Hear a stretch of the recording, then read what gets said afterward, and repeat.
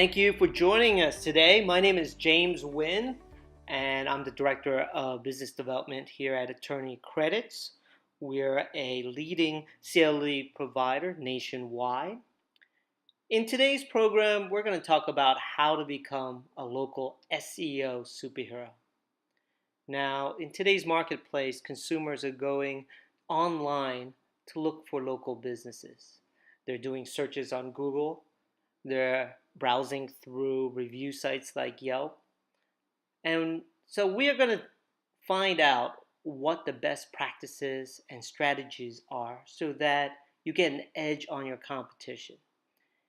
And today we're joined by Chris Dreyer, CEO of Rankings.io. Chris, welcome. Hey, thanks, James. Thanks for having me, guys. So just a little bit about myself before we get started.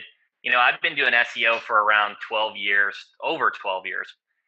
And when I started, I was doing affiliate marketing, and I did that for about 8 years. And basically what that means is I had to sell other people's stuff to get a commission. So essentially I had to rank and I had to get results because it was all commission based. And that's really how I generated the foundation of my learning. So it was actually with real practice and time tested results. I had some ups and downs, and the strategies that I've used and now use have come from that experience. And before we get started, I just want to remind everyone that at the very end, we're going to do Q&A.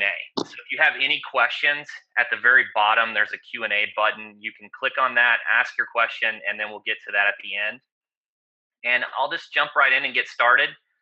So on this webinar, we want to focus on the key elements that are going to help you with local SEO. We don't want to talk about the generic, really boring stuff that you've heard, 1,000 times. We want to talk about what's actually going to drive results. We know the legal vertical is really saturated with competition, and we want to talk about those higher end types of elements that aren't necessarily difficult, but can make a substantial difference in your marketing. So the first thing that we're going to talk about is mastering your Google My Business profile and just some optimizations of the profile to not disregard, and just some things that you can do to optimize the profile a little better. The other thing that we're going to talk about is Centroid Bias, basically the location of the search, how it affects mobile, and those types of elements. We're going to talk about choosing the proper categories in Google My Business, why that's important. We're going to talk about hiring a certified Google My Business photographer, images, and we're going to talk about Google My Business reviews, but not only just getting the reviews, but responding to reviews and why that's important. We're also going to talk about Yelp. Yelp is the second most important local directory that you can have a presence in, and oftentimes many of our clients have difficulty with Yelp because if it's someone new, if it's a new client signing up for Yelp, sometimes the reviews go to not provided or not recommended. So there's some strategies that you can use to overcome that issue and get the reviews to stick. And it's very important because Bing, their local search provider is Yelp, and Bing has acquired 2% of the market share back from Google. So it's very important. If you think about, there's over 200 ranking signals for SEO in Google. Think about the number of ranking signals that may go into local SEO, and think about how important a secondary directory like Yelp is. So we're going to talk about Yelp a little bit. We're going to talk about how to find people to review you on Yelp. The first thing, just to get started, just so everyone's 100% on the same page. So Google My Business are your Google Maps. They've been referred to as Google Local, Google My Business, the 3-pack. So all of those terms, they're essentially the same thing. Google's made some shuffles. They've even called them Google Places in the past. Right now, it's referred to as Google My Business. And let me show you a quick example of this. So if you were to do a query, let's just say a legal service area query plus the word attorney, these results with the stars, these top results under the map, these are your Google My Business results. We're talking about the organic results. We're not talking about the paid results. these are the paid results at the top. These are your Google AdWords areas of, this is where you're basically buying traffic from Google. That's not to say that that isn't a good strategy, but it can be a poor strategy for some areas of the law, particularly personal injury. For the most part, it's really saturated, and you may pay over $100 per click for some queries like personal injury and auto accidents. So we're talking about the organic and local results, and we're going to talk about strategies on what to do to rank better in this area. So why is this important? So Google has a dominant market share. They've lost a little bit to Bing, and that's because of mobile devices and other new technology, and even YouTube has started to acquire more market share from Google. Even though Google technically owns YouTube, they've lost a little bit of the market share, but they still have a dominant grasp on the market. And the reason why it's so important to rank in local maps is because it's the best virtual real estate there is that's not paid. And again, paid, you're essentially leasing visibility from Google. You're going to pay for that traffic. When your budget runs out, you're gone. Local maps, if you create a sound strategy and you utilize a lot of the concepts that we're going to talk about, you can acquire that market share and really have an organic evergreen type of presence if you continue to optimize for that location. The first big struggle that most individuals face is centroid bias, and essentially that means when you search for your firm name in Google, the person that's near the centroid of the location has a better chance to rank, and that's because of mobile devices. In the past, it wasn't that important, but now everything's tracking IP and proximity for these near me types of searches. So the very first thing that we need to talk about is you need to actually have a claimed Google My Business profile in the location you're targeting. And in some cases, I know of individuals that are using satellite offices and Regis, offices. Those technically aren't abiding by the terms of service for Google. However, if you do get them claimed, that is a shortcut around the location proximity issues. But ultimately, you're going to have the best chance to rank for your keywords. So for example, if you're in Clearwater and you have an office in Clearwater, you're going to stand a better chance to rank due to proximity, and that's primarily because of mobile devices and IP-based searches. So it's just very important to know. One of the things that you can do to overcome centroid bias is you can create location-specific landing pages. So if you have other cities near you, you can actually create a page for them. So for example, we're going to use the firm Dolman Law Group as an example. And what this individual has done is we've created location-specific pages for other cities around their target market. So for example, we have a page here, Newport Richey, and you can see we have a number 1 for result in local maps. And you can also see a number 3 organic result, and that's because of these location-specific pages. So if you're in an area, and one of the first ways that you want to expand your presence and really take it to the next level, let's say you dominate your local city or your local market, one of the first things that you can do is start to create location-specific landing pages for the other cities near you. So that's the first step that you can take. And you don't want to do it for just your main umbrella, personal injury. So you see firms like Morgan and Morgan, and they have a huge presence. It's because they have these location-specific pages. In fact, let's just pop over the Morgan and Morgan really quick. They have a massive presence, and if you notice, they have these office locations. So these are all of the locations that they cover, and they have specific pages dedicated to those areas. So this one talks about Memphis. They have a unique picture. The title tags use Memphis. So that's one way to overcome centroid bias. So it's also important to note that you have to have authority, you have to have reviews, and you have to have all of those pieces in place. You can't just create a location-specific page and expect to rank. So you have to do the other elements. You have to acquire backlinks. You have to get reviews. But by having these location-specific pages, it helps Google understand that you want to rank for these other words and phrases. For example, if you're in Long Island, you may want to target Smithton. You may want to target, the keyword Nassau, Suffolk. And there's just a lot of different strategies that you can take to expand your presence. So if you already have a good presence locally, that's the first thing that you could do is create these location specific pages. They will help you overcome centroid bias and show up in the 3-pack. We've had circumstances where some of our clients, for example, one of our largest clients, Stuart Gus in Houston, who ranks #1 for Houston personal injury attorney, auto accident, basically every phrase you can think of. One of the ways that he overcame centroid bias was by these location specific pages, and also through a strategy of getting reviews, getting a lot of authority through backlinks, and through his trust signals that we're going to show you how to build. He acquired market presence when he actually wasn't in the centroid of downtown Houston. He was actually in Tomball. So location specific pages are what can help you overcome centroid bias. It's a huge challenge. Just make note that you really need to have the best chance to rank. You need to have a Google My Business claimed for that area. So if you can do it through, a shared suite, if you can pay the rent, or you can do a Regis type of setup and get it claimed. Most importantly, if you can get it claimed, if you send the postcard to that address, key in the pin, and it's claimed, you're good to go. And that can really help you with overcoming centroid bias.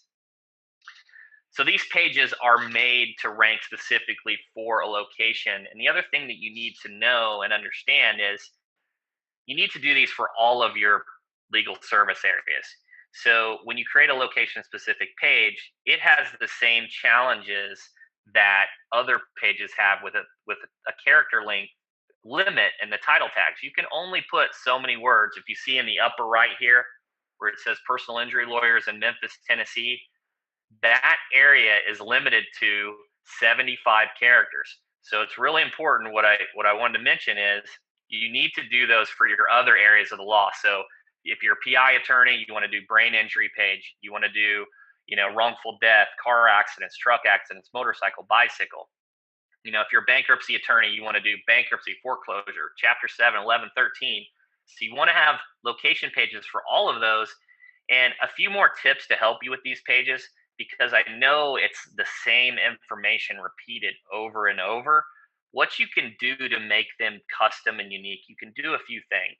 The first thing that you can do is you can include a testimonial that's relevant to that location. So if a user is from Newport Richey and they say something about that geography, you can include that on the page. You can also include driving directions specifically from that page. You can include statistics from that geography. You can include photography from that location and other citations. So that's the best way that you can approach that you can take to create those legal service pages, those location pages, and make them actually unique, because it is very challenging when you get in a situation where you need to create 10, 20 location pages. You need to have a strategy in place to make sure the content's unique, because if it's not unique, duplicate content can get you into trouble and it can penalize you in the search results. So just be aware, add citations, add custom images, add driving directions, statistics, testimonials. Anything that you can do to make it unique will greatly help these pages rank better in search. And again, we're just talking about these pages that are your geography phrase plus your legal service plus the word attorney or lawyer. So Clearwater, auto accident attorney. New York, car accident lawyer. Brooklyn, brain injury attorney. So those are the pages that we're talking about. And again, just include driving directions, include citations, testimonials, and those types of elements to make these pages unique. You also want to, just a couple little secondary low-hanging fruit type of item. Again, here's Newport Richey car accident attorney. You see that we utilize the geo in the permalink, and you want to make sure that your permalink and your structure of your URLs use this keyword. Take a look at the top results that are ranking above Dolman. They both utilize the geo in the permalink. Now this one's using what's called breadcrumbs, which is why it uses this arrow, but both strategies do work.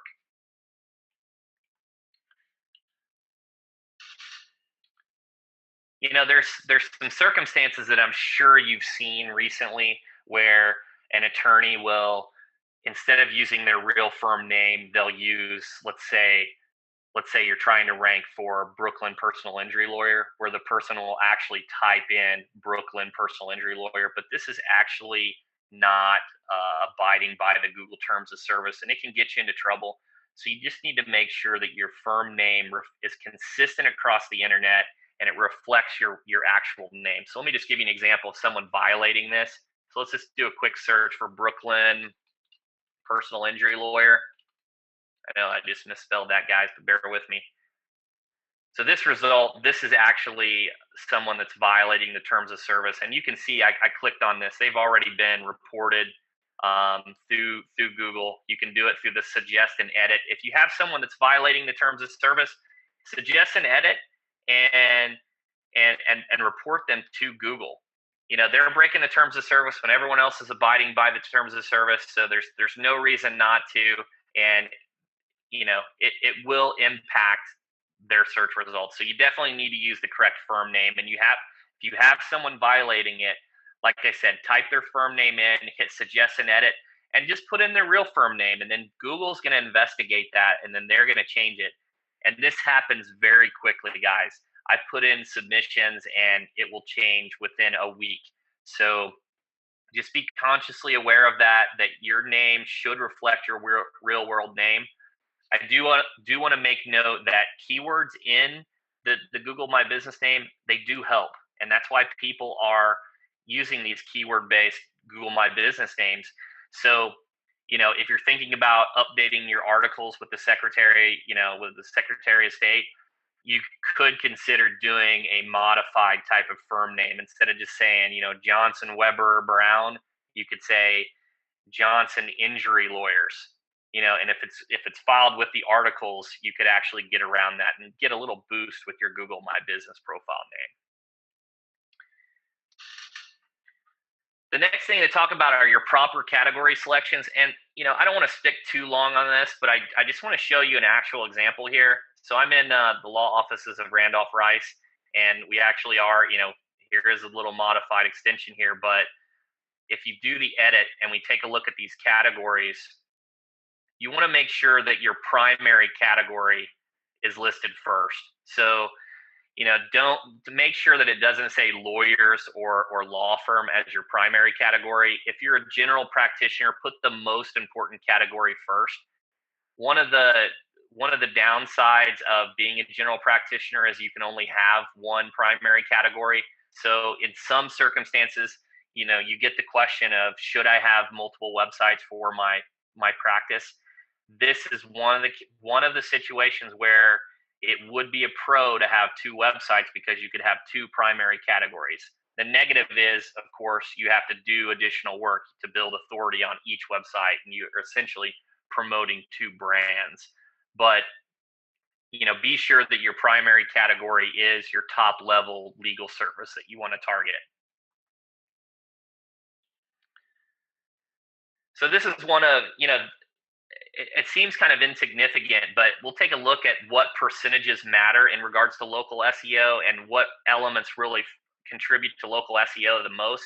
And this is the top element. So if you have this incorrect, not only on your Google My Business profile, but on secondary profiles like Lawyer Legion, Avo, and all those types of sites, those need to be updated to be consistent. So if you've made any modifications or expanded your firm, you need to update those.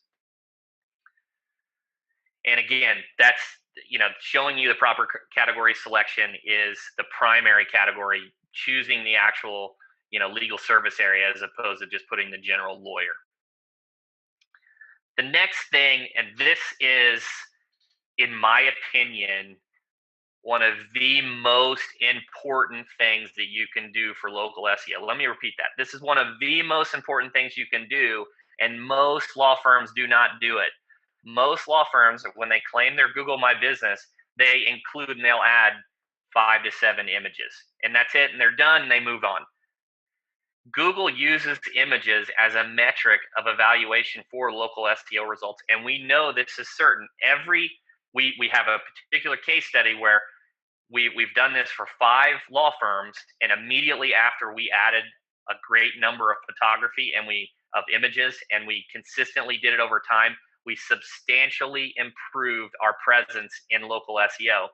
And let's think about this. Well, how does Google know that you are active and that you're fresh and you're up to date for your law firm? How do they measure who should rank above someone else? Well, one of the ways they're going to look at is they're going to check out your reviews. They're going to see when you're getting reviews, how frequently you're getting reviews. Well, what else can they do?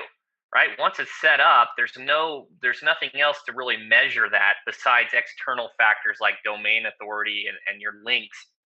But they can actually see when the owner of the company is adding photos. So we've had some situations where, and I'm not going to disclose every location, but our top ranking locations have over 100 images on them. You can geotag these images. There's a reason, guys, why Google acquired Picasa and bought that company, and it's now Google Photos. They use this information as a metric of local search results. So when you go in here, and this is new, so if it's been a while since you've checked out your photos and you go into this manage photo section, you're going to see at the top overview by owner, interior, exterior, at work, team. They've segmented categories, and they also list, this is what's crazy, guys. At the bottom of the page on your dashboard, they say this firm has X amount of photos versus your competitors have this amount on average. So they're using that as a metric of evaluation, and it is a way to consistently update your profile. It's one of the only ways that you can do that. Not too long ago, we had Google Local and we had the whole Google Plus fiasco, and you could kind of get active on there. But nowadays, it's reviews, responding to reviews, and photos. I can't emphasize this enough. Photos are an extremely important factor. And I don't want to talk about photos, too long. We mentioned in the previous video, Yext. So Yext aggregates to over 100, local providers. It's really important to add a photo to Yext continually over time as well, because that will help your local presence as well. One of the things that you can do, so you can add images in your office, team members, logos, you can add your associations, you can add your badges. Remember, Google can't see these photos, right? So you could add about any type of photo because it can't visually see the photos unless there's a manual review. However, they should be relevant. They should incorporate your brand because other people are gonna look at these photos. The next thing that you should do, and this is an investment, right? So there is a cost associated to this. And from my experience, the last I heard of this, the last 3 law firms we've worked with that have done this, when they hire a Google certified photographer, it's roughly 300 to 400 bucks, but it's an investment. So let me explain what that is. So if you Google certified photographer, this top result, this Google Street View hire, these photographers have went through a certification process to get vetted by Google. They have to maintain this certification. They can update your Google local profile. They can do the 360 tours, and they can also access Google for support if you need to make changes. So once you click in here, all that you'll do is you'll just scroll down, and they list it right on the homepage. You scroll down to the middle section here, and you can find a trusted pro in your area. It has their email, it has their phone number, and if you're looking for photos, particularly for Google My Business, and you want to improve your trust signals and even do these virtual tours, this is a must. This should be done for every single location you have. So you want to add photos yourself, but you need a Google certified photographer to come out. Guys, we're talking about a situation where there's 3 winners. There's 3 losers. So if you're not doing this, chances are they probably are, and it's just another barrier of entry to get ahead of the competition by doing this type of thing. So it's really important. I can't stress it enough to add photos consistently to your Google Business profile. Get a certified photographer, have someone in your office start, utilizing your blog photos. If you use a blog photo and it watermarks your logo, use those. There's many different methods of doing this, and it's very simple to add them. You just log in, you go over here to the camera, and you add the photo. It's just a huge advantage, guys. I can't stress it enough. The other thing to note is when you're choosing these photos, you need to place them in the correct categories, because if someone finds you on maps, you can actually it segments the different areas. So just make sure you put them in the correct category location on the page. Take a look at the top ranking sites in, let's say, Houston, Philadelphia, Los Angeles. Look on their photos section and look at how many photos they have. And I'll bet you that they have at least 50 plus, if not more. The next thing that we want to talk about is reviews. So everyone knows reviews are important. It's one of the main signals for Google. You have to make sure to get reviews. But let's talk about a couple things that you can do. The first thing is, I want to point out that the review and photo policies for Google does not, the only thing it says about conflict of interest is you can't be an employee or a business owner and leave a review on your profile. What that means, guys, is if you're a criminal defense attorney or a bankruptcy attorney, and I know no one wants to leave reviews, right? They don't want to say, hey, I just filed for Chapter 7. It was awesome, or whatever screw up they had with criminal defense. So they never want to say that. And it's really difficult to try to get those types of clients to leave a review. They don't want their name out there for any of that. What you can do is get your peers to write reviews, get professional acquaintances, get people that don't have an employment type of relationship. Those individuals that can speak about your professionalism can leave reviews. That's the easiest way to get reviews for Google My Business. It works, and that's how, when you see criminal defense attorneys and bankruptcy attorneys, that's how they're getting reviews. They're using their peers. I don't want to talk about it too much about acquiring reviews. There's some tools you can use. You need to check out birdeye.com. That's a pretty good one. I don't have any affiliation with them, but that is a tool that you can use to kind of automate getting reviews, and it has some SMS text messaging features to get reviews that you can check out. So again, you just want to talk to your peers, make it easy for them, and just abide by your state bar regulations. I know you can't really solicit reviews, and there's some technicalities for each state, and it's a little bit different. So just make sure that you check with your state bar, your ethics main point of contact. There's definitely some states that are more stringent than others about this process. The next thing that you hear and what you see is most individuals just get the reviews and they're done. And what they don't do is they don't respond to every review. And if we think about, well, how does Google know that you're active? You can add photos frequently. And let's take a look at the top ranking signal for SEO. We know the top 3 ranking factors that links and content are number 1 and 2. And if that's a part of their core algorithm, think of reviews in another way. Think of reviews as content. It's not the number of reviews. Sure, that helps for social proof, and it may help you with conversions if you have a 5.0 versus a 2.0. Someone may be more likely to convert. However, the reason why reviews are more important is because it's content. You have more content on your page than others when you get a review. So what can you do to add content? The one thing that you can do is you can respond to all of your reviews. So let's just take a look at this.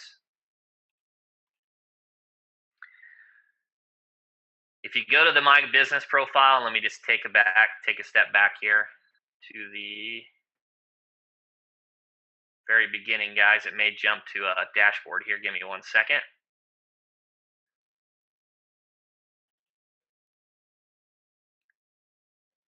So if you're at your dashboard,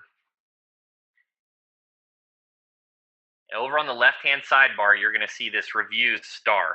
Sometimes if you're logged in, it may be up at the top in a different placement on Google My Business, but typically it's on the left. You can view and edit your responses to every person that leaves a comment. So you don't want to do this for just people that are leaving negative reviews. Obviously, I know people feel defensive when they get somebody that leaves a review. Maybe they're not associated with your firm, and you feel obligated to respond to it. But it's really important that you respond to all the positive reviews. And in fact, Google actually recommends this. And I want to show you again. We'll use Dolman Law Group as an example of someone that's doing it really well. So we take a look at their reviews. You'll see this comment from Stephen Sweat, and it says, "Thank you very much, Steve. I appreciate the kind words, but look what occurred here." And this is Matt Dolman doing it. He naturally includes a keyword in here, so it's not about being stuffing keywords. If you naturally use keywords, that's okay, and Google helps understand that you want to rank for these words and phrases, so it will develop relevancy around those phrases, so you may appear more frequently. But basically, if you have 3 reviews and you respond to every reviews, you're getting significantly more content on the page. And I strongly believe that this is a huge ranking factor. And we've seen our clients are really dominating the local SEO. I mean, we're really dominating without disclosing which locations. And it's because of the images situation, and it's because of doing things like responding to reviews. Let's talk about Yelp. So we all know that Google My Business is the number one stunner, and you need to do everything for Google, right? You got to do your images, you got to respond to reviews, get reviews. But Yelp is very important. And again, if you think of where Google uses over 200 ranking signals for SEO, they're not going to use just one signal, Google My Business, for local SEO results. So you need to make sure that you get reviews on the top sites. So Google My Business, Yelp, Avo, Yellow Pages, Better Business Bureau, sites like that, if you're paying for Better Business Bureau, of course.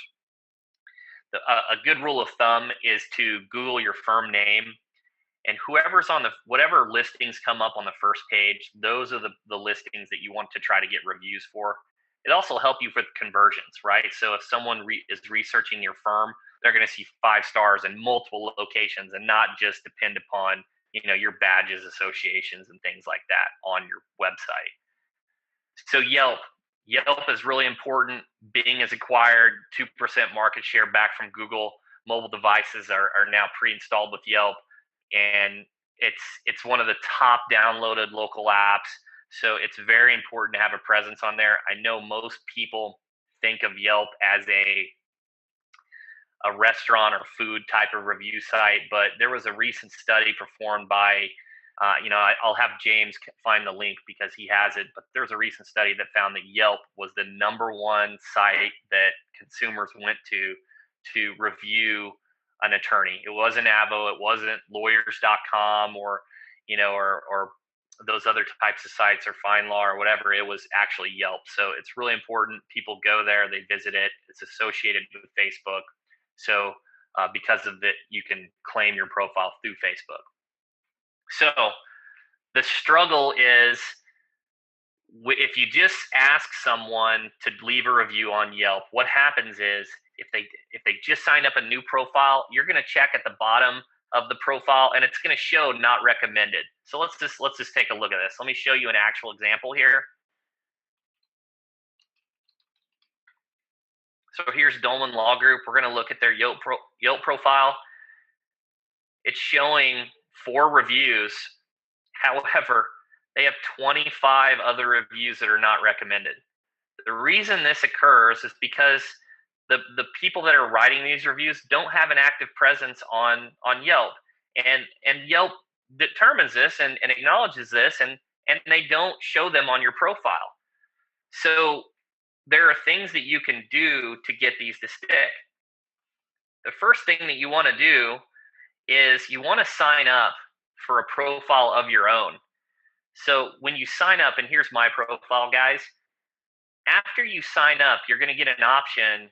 You want to be descriptive. You want to have some information in here, but the key thing that you want to do is hit the Find Friends button. The reason the Find Friends button is so important is because if you signed up through Facebook, it's going to show you every one of your Facebook friends that are on Yelp. And then you can actually see who is a Yelper. So you can actually determine who Yelps frequently, and you can contact these individuals to get you reviews on Yelp. So you'll just scroll down to your left, you go to friends, and you can see, here Bob has 219 friends and 46 reviews. If he leaves a review, it's going to stick. It's not going to be buried. It's not going to be hidden. However, if you have someone that doesn't have any friends and doesn't have a profile picture, yeah, it's not going to show up. So have your employees sign up for a personal account, have them sync their Facebook to their Yelp account, hit Find Friends, and these are the individuals that are good candidates to leave you reviews. Otherwise, you're going to end up with a situation where they're just not going to show up. And we know it's a huge trust signal. It's a great way to get reviews for Yelp.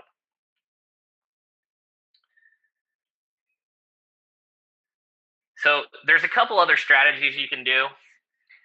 So one strategy you can do. So I'm not saying that you shouldn't ask people to leave a review on Yelp, right? You should. If it gets buried, then that's okay. But there's a couple things that you can do that will also help get around this.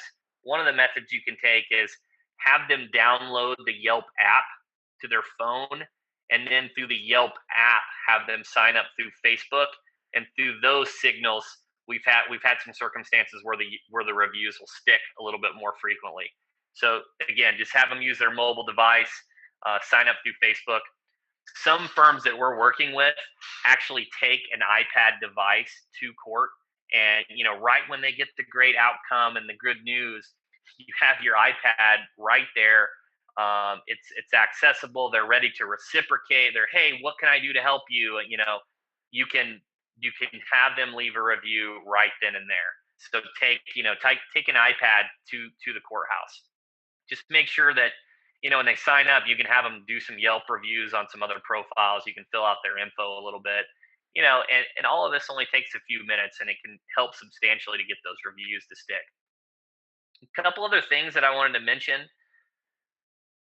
is if you take a look, and this is if you Google top local SEO ranking factors, you're going to get this study from Moz. It's the local search engine ranking factors, and it's going to review what percentages encompass the top ranking factors. So, and I'm just going to go down the list, and we'll talk about each one of these, and then we'll open up the end to Q&A. So the first one is your proximity. So that's what we discussed about Centroid Bias. That's where you need to have an office location near the geography that you're trying to target. That's also why you need to have your landing pages set up to target your geography. Categories is number 2. If you're a PI attorney or a bankruptcy attorney or criminal defense attorney, and you don't choose that as your primary category on Google My Business and other profiles, it substantially hurts your ability to rank. So if you have an SEO company or a third party, like Bright Local, doing your submissions, you need to audit the categories that they're setting up in your profiles. The keyword in the business title. So right here, it's a top ranking signal, but we know that it's against the Google terms of the service to actually use a keyword. You can use it, and you're just putting yourself at a little risk, and just know that it's technically against the terms of service. So that composes 19%. So proximity, and I highly believe it's due to mobile devices. Everyone wants to do the near me searches now. So proximity is really important. So take a look at getting those shared office spaces. Take a look at, getting Regis offices. And then once you get them claimed, you're good to go. And, what you could do is just do a different suite number. Do a suite 100, do a suite B, do a suite 305. As long as you can accept mail, it has a secretary and meets those other standards, you can claim another profile in a different location. Also, if you're in a situation where you're dominating your local market and you're looking, well, what can I do to scale? You create location specific pages for each keyword, and you get other office locations spread out throughout the state, and you can greatly acquire more organic presence by doing so. Link signals.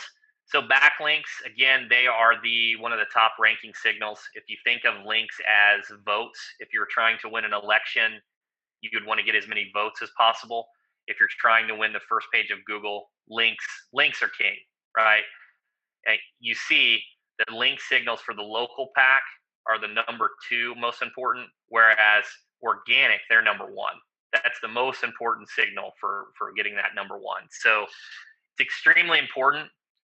Just be aware that your anchor text, the words and phrases that you use for the links matter. So that's where you can include geography keywords, legal service area keywords, and also the quality of the site matters. So, obviously a link from Forbes is substantially better than a new blogger. But if you're looking, I know you guys get hammered by solicitations for, best attorneys and national trial lawyers and super lawyers and, million dollar advocates forum and all these different awards, these top 10 and litigator awards. If you're trying to determine if they're of worth, take a look at the quality of their domain authority, plug them into a tool like Ahrefs or Open Site Explorer and measure that score versus the cost.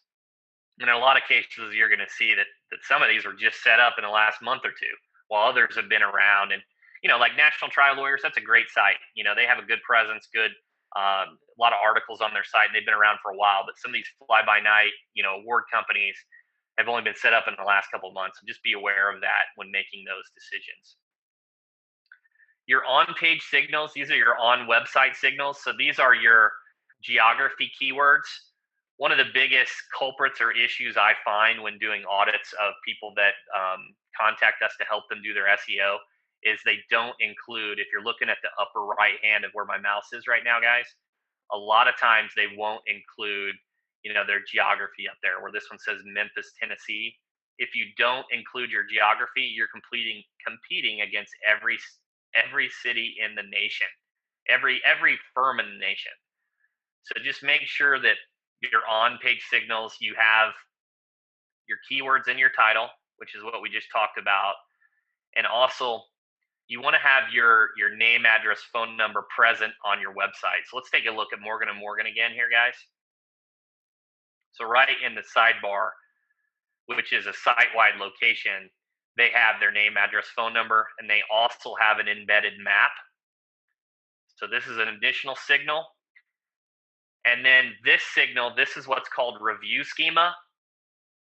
So review schema is what influences the star results in organic. So I can just show you that really quick.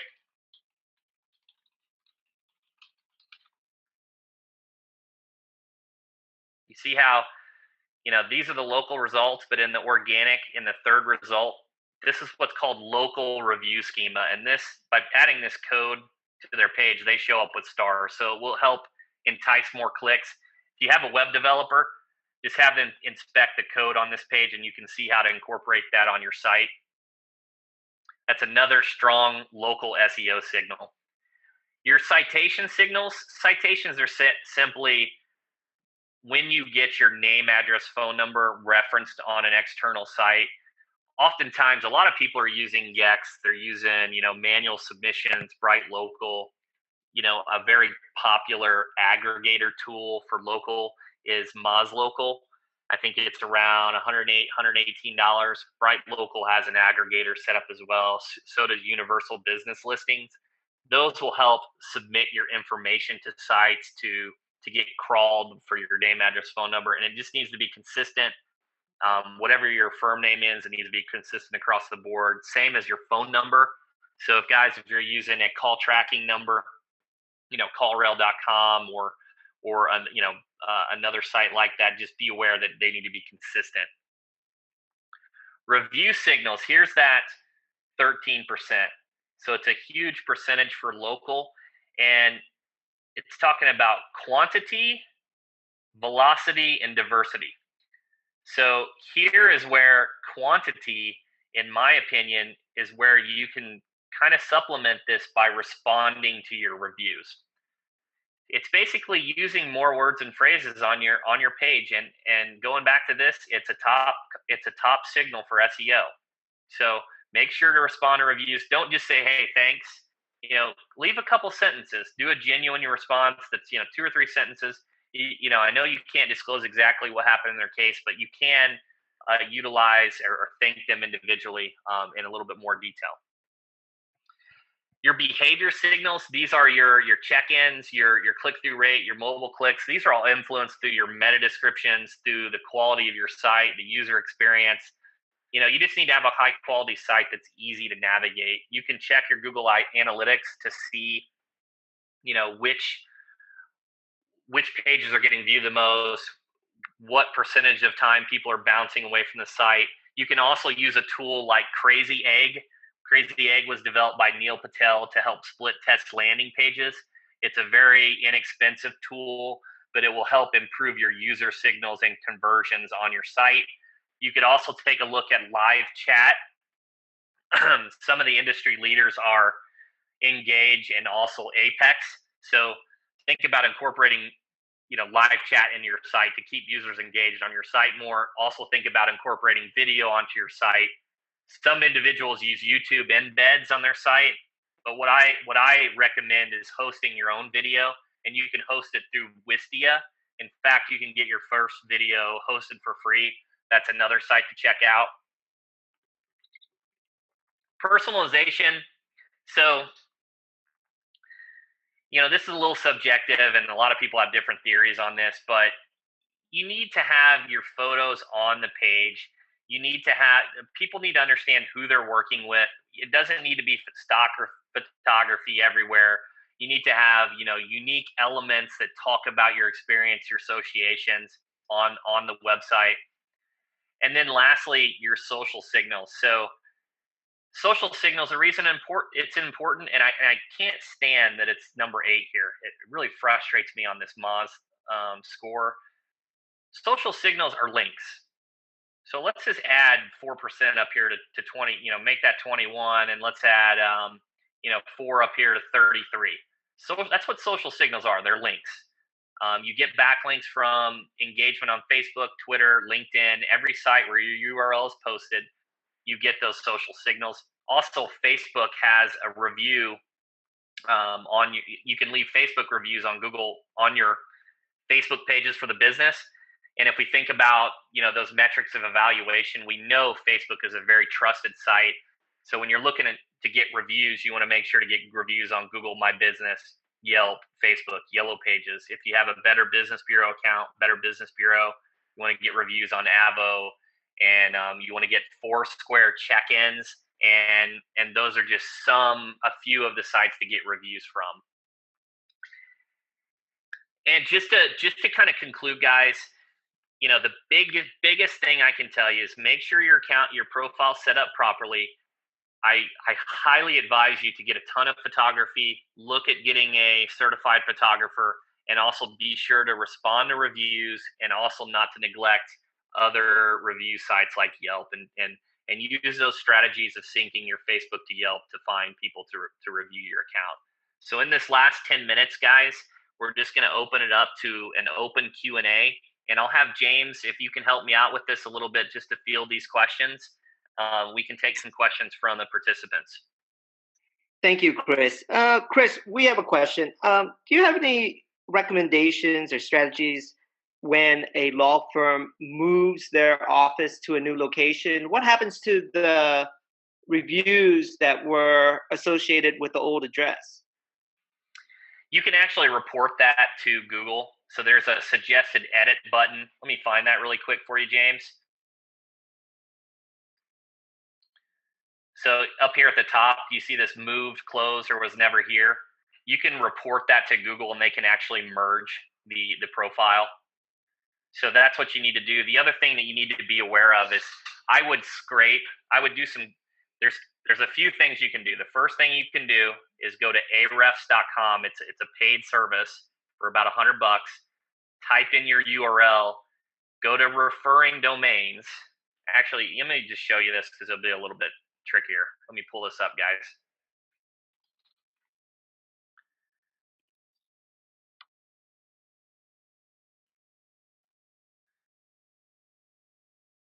So you type in the firm name. You can go to referring domains, and this is everywhere your website's listed. So you need to update all of those sites with the correct name, address, and phone number. If you don't have the logins, let's say an SEO company took over, one of the best tools is Yext. I talk about Yext a lot, guys, but it really is good because Yext is one of those few tools that has an API access to a lot of sites, so they can override the existing sites that are live. So if you can't figure out your logins, you can use Yext to update your name, address, phone number. But you can suggest an edit, find the sites that are using the old outdated information, and then utilize a tool like Yext to help you if you can't get access. Is there another question? Yes, just one second. What was the name of the SNFs app that you were recommending for reviews earlier in the presentations? Sure, that's birdeye.com, guys. It's this tool. Take a look at it. They have a lot. My recommendation is just to call them and get a demo. They have a lot of tools to help with acquiring reviews, review management. They have tools for following up through SMS text messaging. They have embeds for on your page. It's a little bit of an investment, but it will really help you out. It's a very, very powerful tool. And Chris, another question is, what if you really want to be on the local search on, neighboring states? Let's say you're on the edge of the border of two states, and how is that any different from the local strategy of just having, pages for different addresses? Would it just be expanded from that strategy? That's pretty unique. So that's a little bit different. I would still say that you want to try to get a Google My Business verified in the neighboring state. I know there's some circumstances where you're right on the border, but that would be my recommendation because otherwise you're not going to use that state abbreviation. It's really important to have that state abbreviation in the actual name of the listing. So I would, the first thing I would try is if you're really close to the border, the first thing I would try is create a location specific page and see if that helps. If you can't get it to rank, then I would try to get an actual location there through Regis or Shared Suite or, some type of arrangement. Okay, I think that kind of wraps up the Q&A section for today's webinar. Chris, again, wonderful presentation, and thank you so much for giving us some insight into the local SEO marketplace. Thanks for having me, James. I really appreciate it. Guys, if you have any follow-up questions, just shoot me an email, chris@rankings.io, and I'm happy to answer any follow-up questions you have. Thank you so much for your time. Thank you.